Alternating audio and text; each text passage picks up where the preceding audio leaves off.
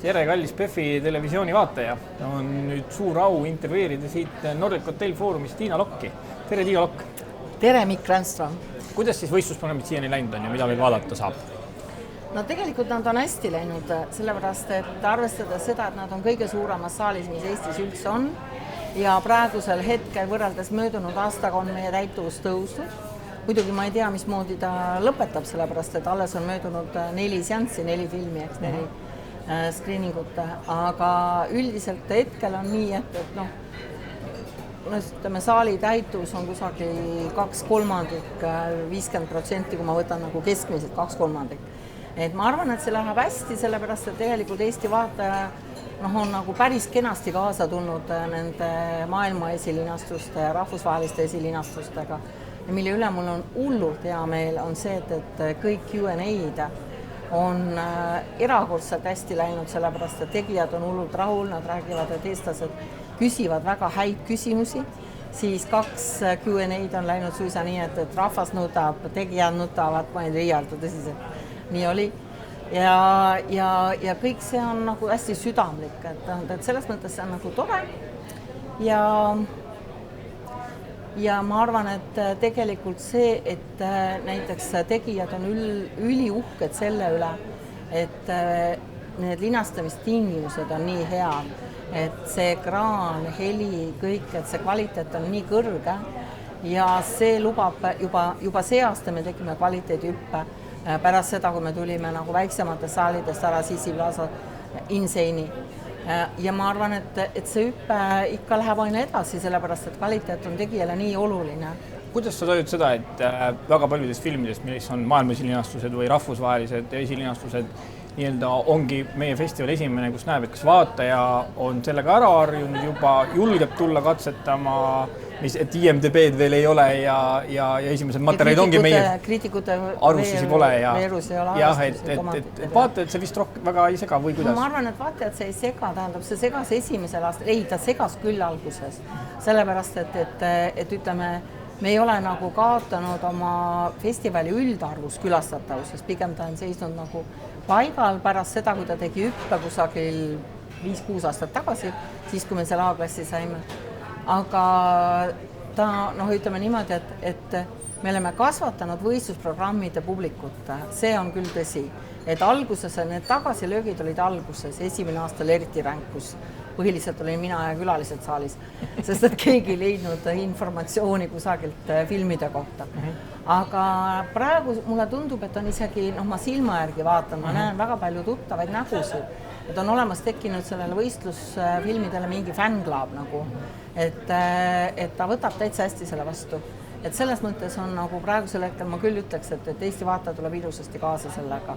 Ja tegelikult leitakse ja üha rohkem hakatakse hindama ka neid esikaid nagu üle ka kõrvalprogrammides.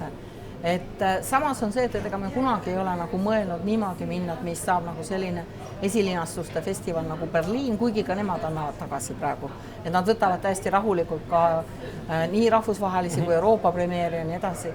Aga me nagu jahivad, me jätame ikkagi nagu selle best of'i, mis on ka päris suur, see on kusagil 50-70 filmi.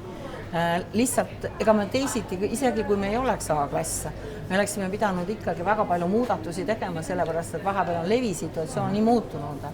Et meil on väga tugev arthouse filmide levi, väga palju levifirmasid ja sisuliselt esimese aasta või poole aasta paremik tuuakse enne meid nagu välja ja teise poole peal meil ei ole mõtet nagu levitajate festivali teha, eks.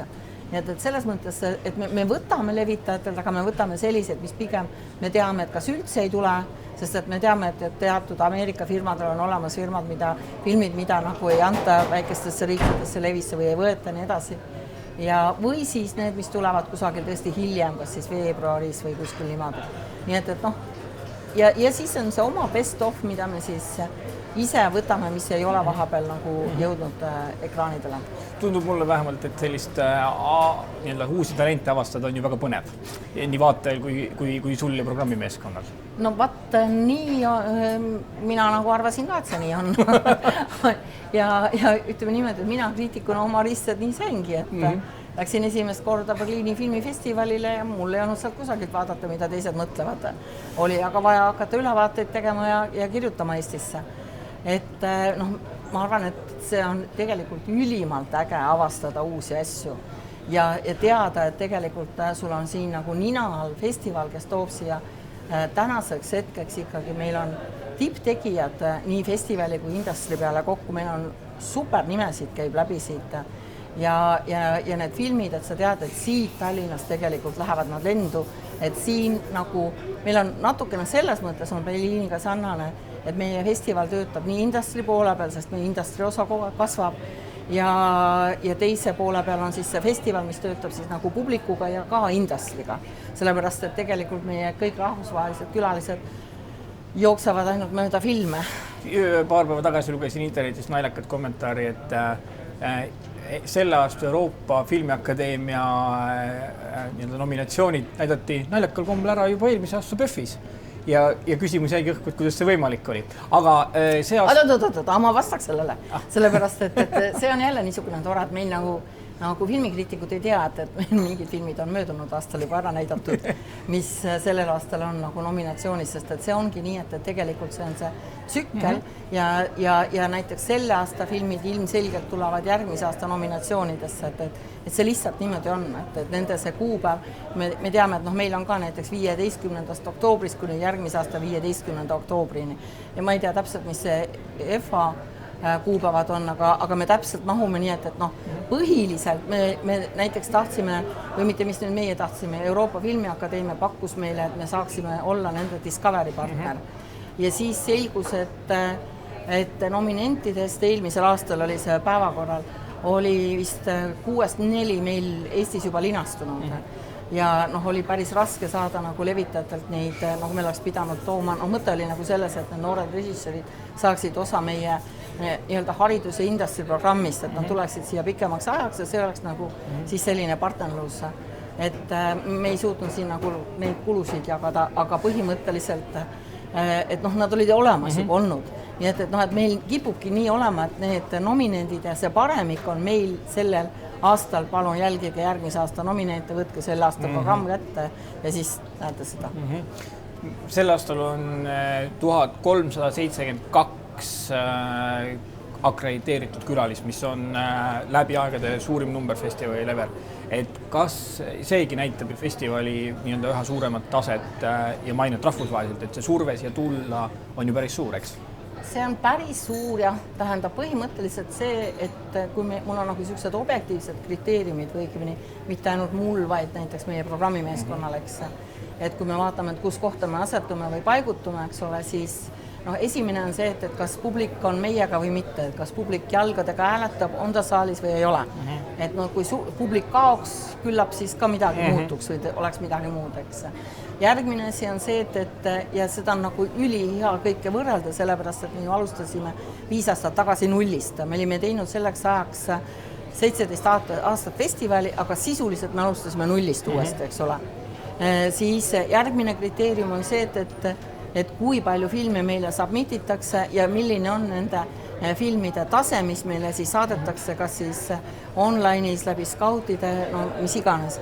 Ütleme, esiteks see arv tõuseb, täna vist kuuldavasti on ta oligi juba 2000 ringis olnud.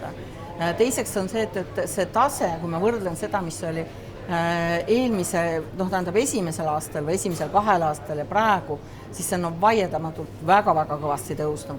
Mis tähendab seda, et järelikult ka filmimaailmas me teeme midagi väga õigesti, sest et vastasel korral filmitegijad lihtsalt ei usaldaks oma nagu neid maailma esikaid ja rahvusvahelisi esikaid meie kätesse. Vähe sellest, me isegi saadame neid tagasi praegusel hetkel ja sellepärast, et me võtame nii palju neid, kui palju me suudame ära händeldada selleks, et neid tõepoolest promoda ja viia maailma. Sest et oleks päris hull, et kui see oleks nende esimene ja viimane peatuspaik, eks. et loomulikult ega kõik ei suuda ja kõik ei tõuse lendu, see ei juhtu mitte ühelgi festivalil, kaasa arvatud isegi sellistel festivalidel nagu Cannes või Berliin. No Berliinis vapsi, kui seal on 250 filmi, siis me räägime edaspidi mingist 30-40 filmist, mis ringleb, eks.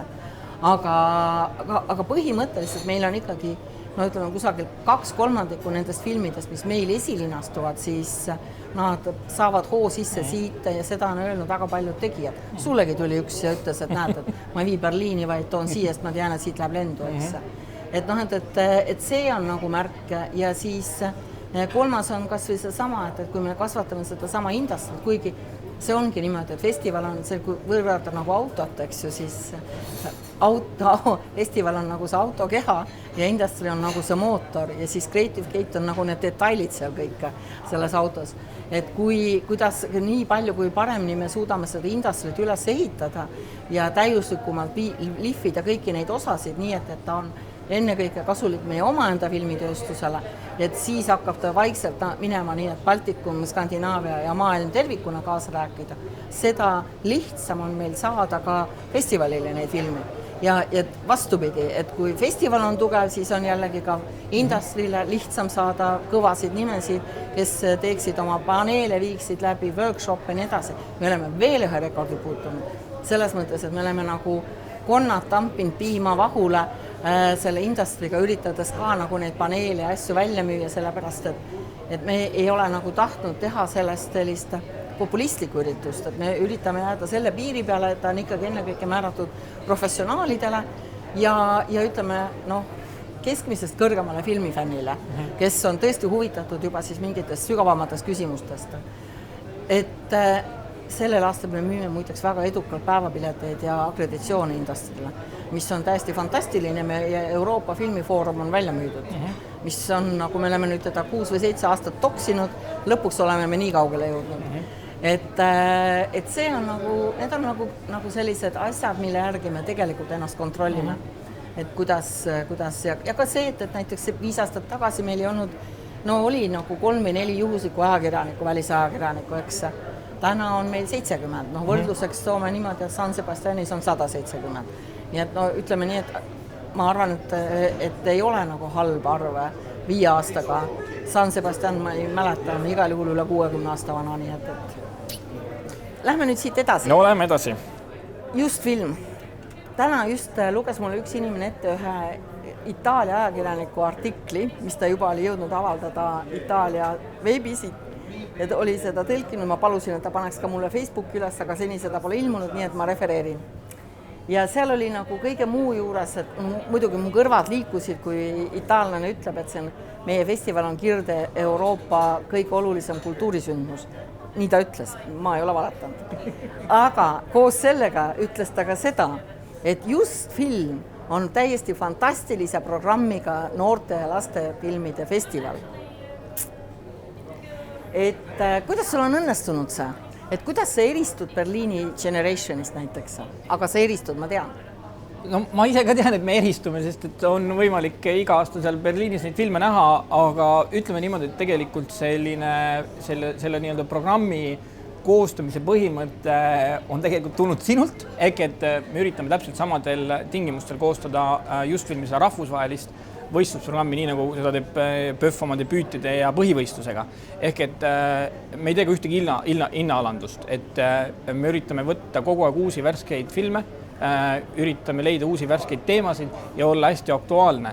Ja teiselt poolt ka see, et kuidas sa seda noort publikut võlud läbi emotsioonide, kuidas sa inimest muudad, kuidas sa talle uusi teemasid nagu selgeks teed. Et kui vaadata neid 12 filmi, mis tänavu võistlusprogrammis on, siis nad on kõik tegelikult väga tugevate režissööride tööd. Nad võiks väga vabalt olla kas PÖFFi põhiprogrammis, kõrvalprogrammides või debüütides, eks me tihti ka kakleme nende filmide üle ja kaupleme nende filmidega.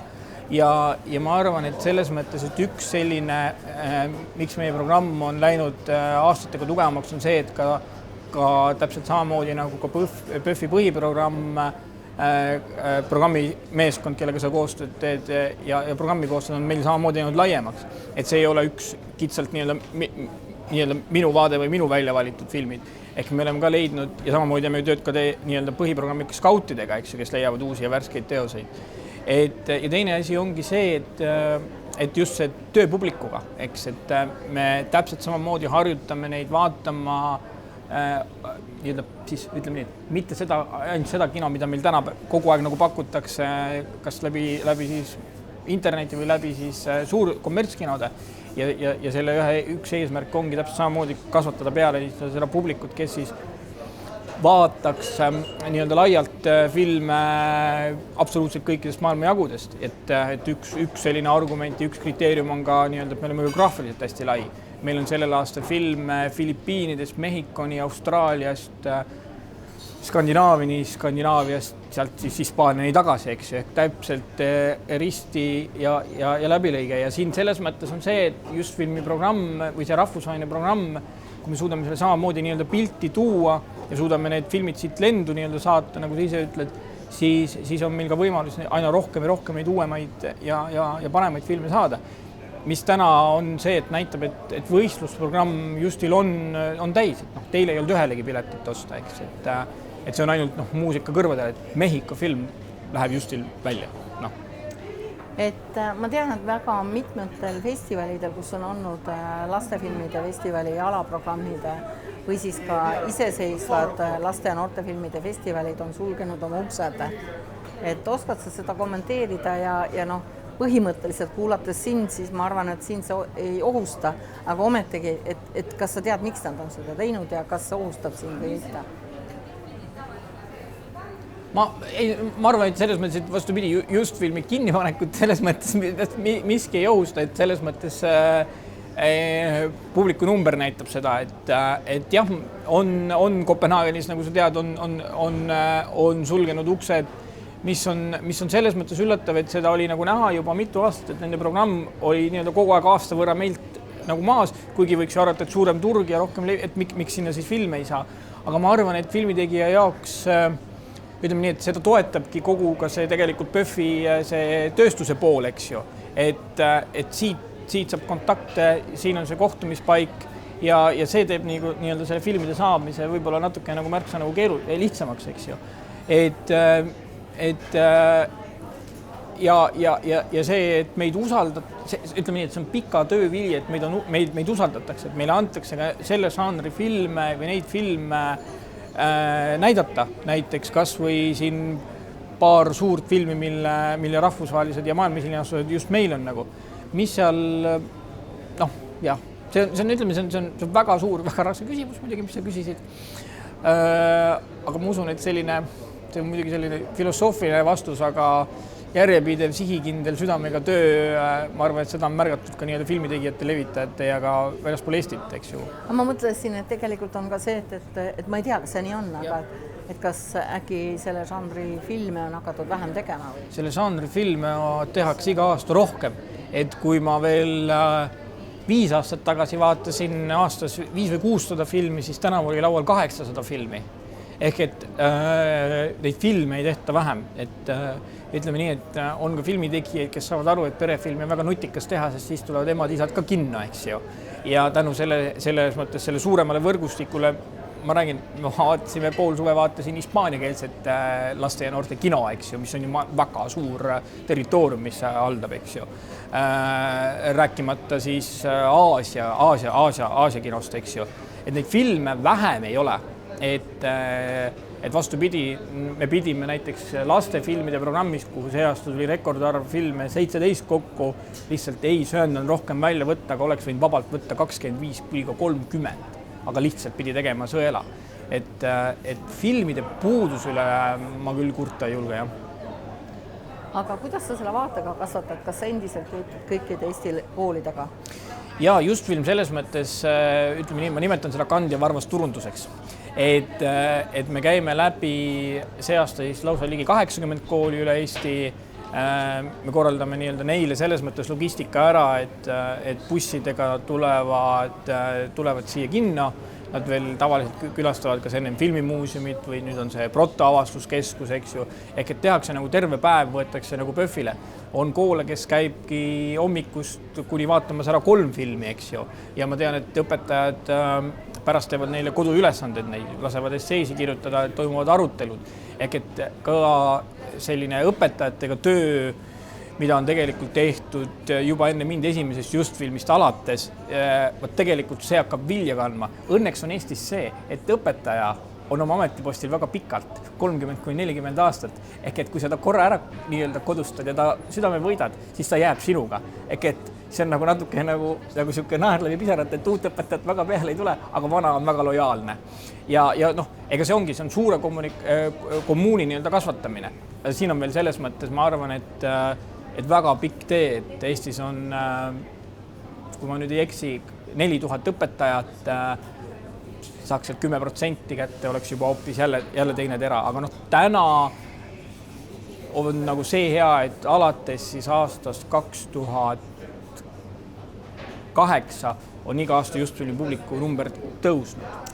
Kui ma võtaksin Sirkli ja selle ots on Tallinnas ja kui ma hakkaksin kaart tõmbama, siis kus on see viimane punkt, milliste koolidega te koos tööd teete ja kust veel jõuavad lapsed Tallinnasse tulla?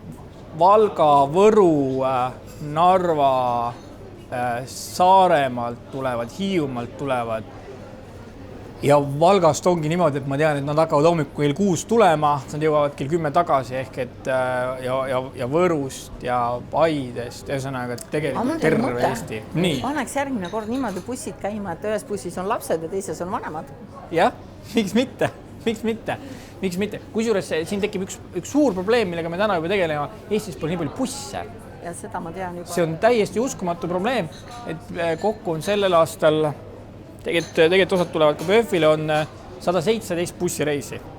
Ja tekib see probleem, et kuhu nad parkida, kui tuleb 4 bussi reis Coca-Cola Plazasse. See on uskumatu probleem. Ma sain siit äri idee järgmiseks aastaks. Keegi peaks seda mulle meelde tuletama. Okei, hea vaataja. Ma arvan, et te nautisite meie kahe dialoogi. Ma loodan vähemasti, et oli huvitav. Et aitäh teile. Pov.ee Pov.ee